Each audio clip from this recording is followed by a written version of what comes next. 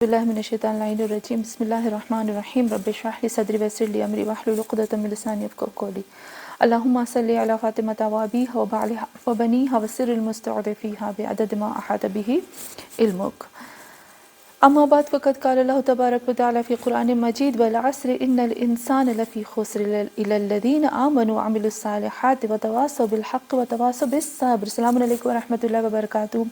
پھر سے ایک دفعہ کافی ٹائم کے بعد ہم قرآن کی جو سورہ ہے اس کی تفسیر لے کر آئے ہیں، اور آج جس سورہ کی ہم تفسیر کر رہے ہیں، میں نے جب سورہ پڑھی تو ہم سمجھ گئے ہوں گے کہ ہم تفسیر کر رہے ہیں سورہ والعصر کی۔ والعصر ایک بہت ہی خاص سورہ ہے جس کے بارے میں بہت زیادہ علماء یعنی یہ کہتے ہیں کہ اگر خداوند عالم والعصر کو ہی خلق کرتا، اگر پورے قرآن کو اگر ایک طرف سے رکھا جائے اور صرف انسانیت کے قانون کے لیے، انسانیت کے قانون کے لیے اور انسان کو عروج تک پہنچانے کے لیے اور انسان کو دنیا اور آخرت کے خیر کے لیے اگر کچھ اور نازل نہ ہوتا اور صرف سورہ والعصر نازل ہوتی نا، تو بھی یہ بہت زیادہ تھا، انسان کے لیے کافی تھی یہ سورہ والعصر، کیونکہ اس سورہ میں پروردگار عالم نے کلن قانون بتا دیا ہے اور کتنا خوبصورت انداز میں بتایا ہے، کیونکہ یہ سورہ مکے میں نازل ہوئی۔ بہت زیادہ علماء کہتے ہیں کہ یہ مکے میں نازل ہوئی ہے اور اس کے اندر تمام جتنے بھی علوم ہیں اس کا نچوڑ موجود ہے۔ اور پھر یہ جتنا ہم دیکھتے ہیں یہ سورہ جو ہے وہ بہت چھوٹی ہے، چھوٹے ہونے کے حساب سے یہ سورہ جو ہے وہ تمام ہم کہتے ہیں کامل ہے، تامع ہے، جامع، تمام اس کے اندر پروگرام اللہ نے رکھے۔ اور سورہ عصر جو ہے وہ لفظ عصر سے شروع ہوتی ہے نا، تو پھر جب ہم آتے ہیں تو اس میں خداوند عالم بتاتا ہے کہ ساری انسانیت جو ہے وہ ڈوبی ہوئی ہے۔ کس میں ڈوبی ہوئی؟ خسارے میں ڈوبی ہوئی۔ انشاءاللہ ہم خسارے کی میننگ بھی کریں گے کہ خسارہ کس کو کہتے ہیں، کہ ساری انسانیت خسارے میں ڈوبی ہوئی ہے، لیکن اس خسارے سے نکلنے کی اللہ ترکیب بھی بتاتا ہے، کون لوگ جو ہے اس خسارے سے نکل سکتے ہیں اور کون نہیں نکل سکتے ہیں۔ تو اللہ نے اس میں 4 پروگرام بتا دیے ہمیں، اور 4 تدریجی ایسے پروگرام بتائے ہیں کہ دیکھو یہ کرنے سے تم خسارے سے، نقصان سے بچ سکتے ہو۔ اور پھر اگر کوئی اس پہ ان 4 جو پروگرام ہے جس میں اعتقادی بھی ہے، عملی ہے، اور پھر ہم کیسے فردی ہے، اجتماعی ہے، سب کے لیے ساتھ میں رہنا، اکیلے، سب اس میں پروگرام موجود ہے۔ اگر ہم نے اس پہ عمل کیا تو واقعاً انسان جو ہے وہ نجات پا لیتا ہے اور اس خسارے سے بچ جاتا ہے جو سب سے بدترین خسارہ۔ انشاءاللہ میں وہی کہتی ہوں کہ ابھی انشاءاللہ دوبارہ سے ہم کریں گے۔ تو سورہ والعصر کی پڑھنے کی فضیلت بھی بہت زیادہ ہے۔ ہمیں پتہ ہے کہ صرف پڑھنا ہے، ریڈنگ کرنے کی مراد نہیں ہوتی، اس میں ہوتا ہے کہ سورہ عصر کو پڑھنے سے اور پھر اس پہ عمل کرنے سے بھی ہوتے ہیں۔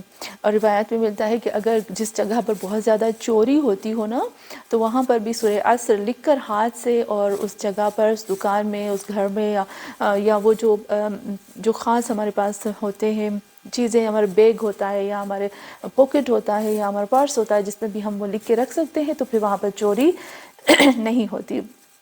امام جعفر صادق علیہ السلام فرماتے من قرأ والعصر فی النوافلہ بعثہ اللہ یوم القیامۃ مشرقا وجہہ ضاحکا سنہ قرینۃ عینہ حتی یدخل الجنہ۔ امام فرماتے ہیں کہ اگر کوئی اپنی نافلہ نماز میں سورہ والعصر کو پڑھتا ہے تو قیامت کے دن پروردگار عالم اس کو اٹھائے گا، اس طرح سے اٹھائے گا یوم القیامت مشرقا وجہہ، اس کے چہرہ نورانی ہوگا اور اس کے ہونٹ ہنستے ہوئے ہوں گے، اور پھر اور وہ تمام نعمتوں میں ڈوبا ہوا ہوگا، اور اس کی آنکھیں جو ہوں گی وہ روشن ہوں گی۔ اس حالت میں اس کو جنت میں داخل کیا جائے گا۔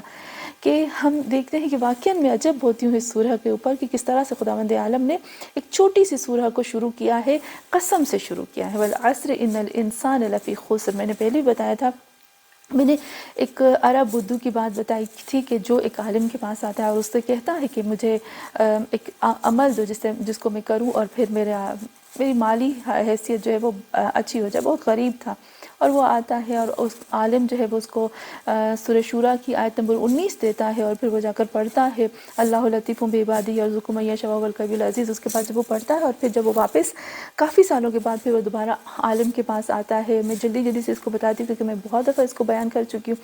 پھر جب وہ عالم کے پاس آتا ہے تو بہت شاندار سرخ اونٹ پر سوار ہوتا ہے اور اس کے ساتھ غلام ہوتے ہیں، اور پھر وہ عالم کو کہتا ہے کہ دیکھو اس آیت نے میری زندگی کو بدل دیا، ابھی کوئی اور آیت مجھے بتاؤ کہ جس سے میری زندگی جو ہے وہ میری آخرت بدل جائے۔ تو پھر وہ سورہ شمس کی تلاوت کرتا ہے جس میں اللہ 11 قسمیں کھاتا ہے، والشمس وضحاها۔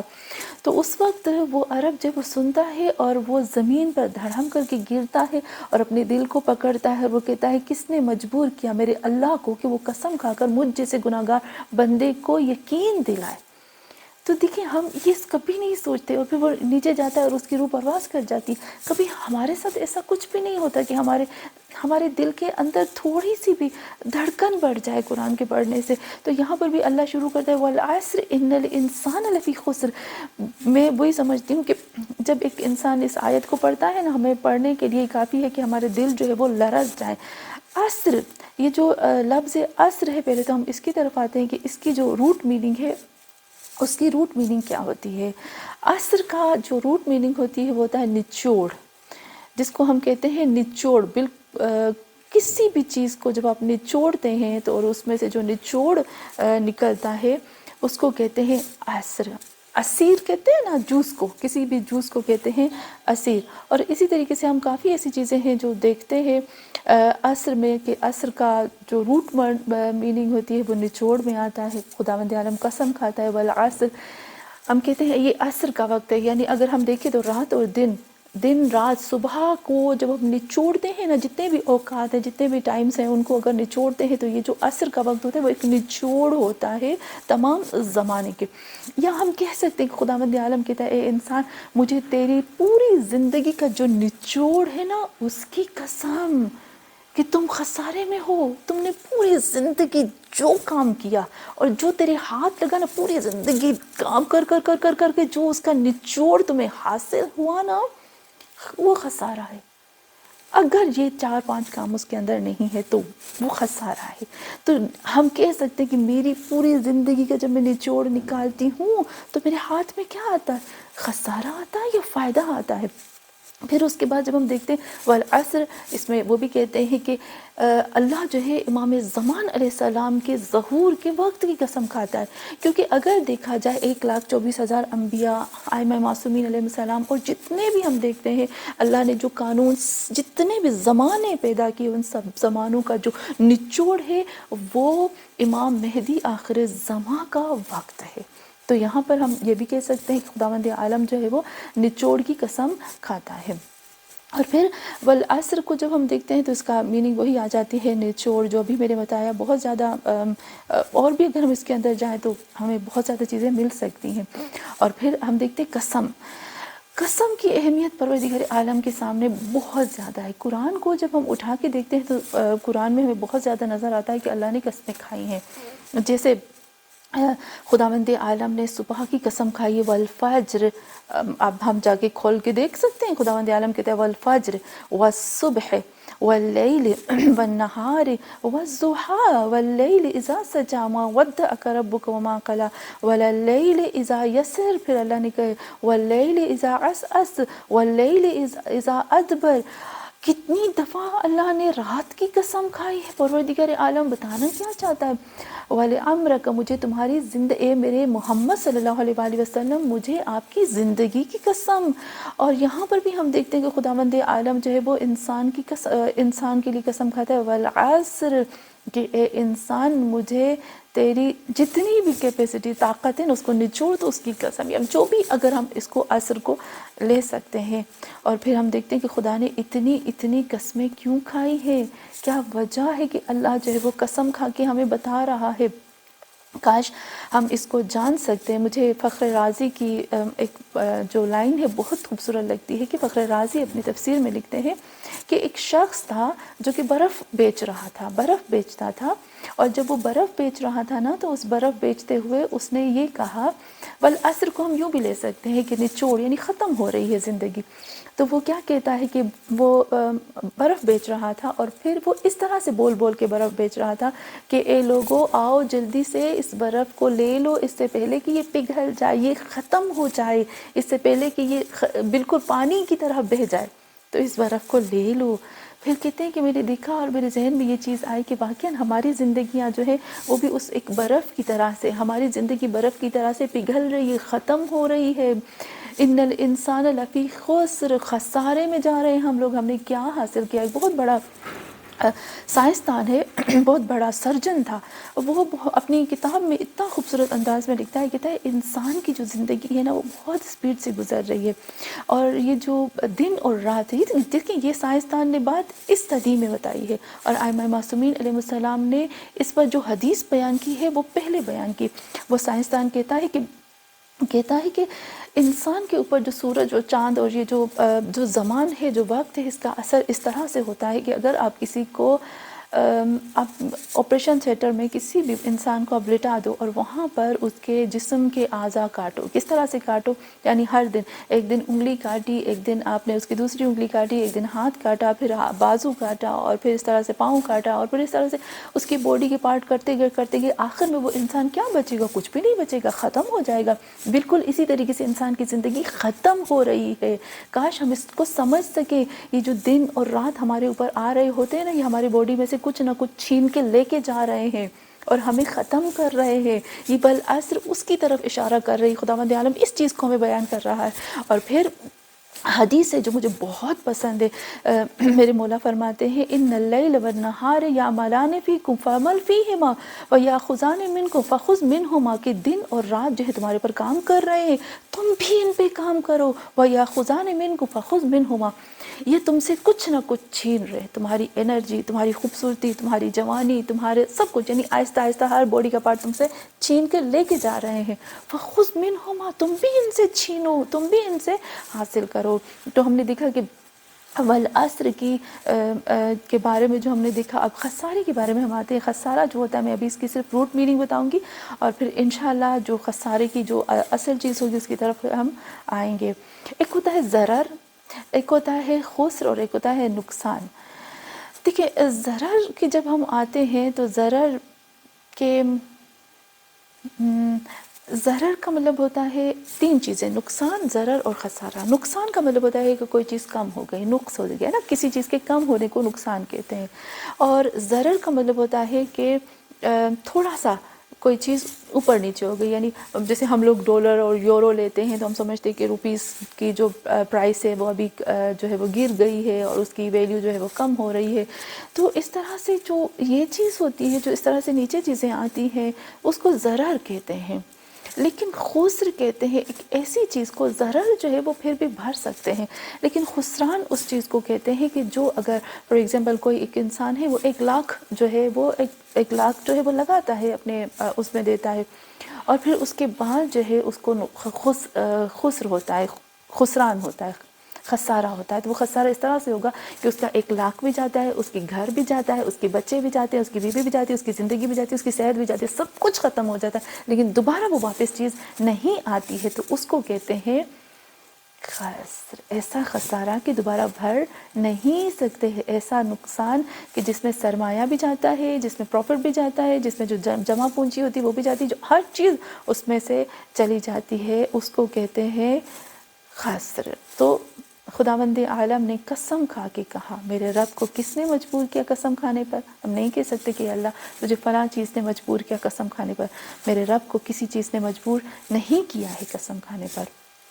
اور خداوند عالم قسم کھا کر کہتا ہے، اے انسان سوچو، جاگو، اٹھو کہ دیکھو کہ تم اپنی زندگی کو کتنا بھی آگے بڑھ جاؤ، بالآخر ایک وقت آتا ہے کہ تم کو نچوڑا جاتا ہے، بالکل ختم ہو جاتا ہے۔ میں تو سمجھتی ہوں کہ والعصر جو ہے میری نظر میں ایک یہ بھی والعصر کی میننگ آتی ہے کہ جب انسان پوری زندگی کام کرتا ہے، اپنی پوری زندگی دے دیتا ہے، اور پھر آخر میں جب حضرت اسرائیل آتے ہیں اور حضرت اسرائیل علیہ السلام اس کے سرہانے آتے ہیں اور پھر اس کو پوچھتے ہیں کیا کیا تم نے پوری زندگی، یا قبر میں آ کر منکر نکیر اس سے پوچھتے ہیں کیا کیا، اور پھر وہاں پر جو اعمال نامے لکھے جاتے ہیں، یہ ہوتا ہے عصر۔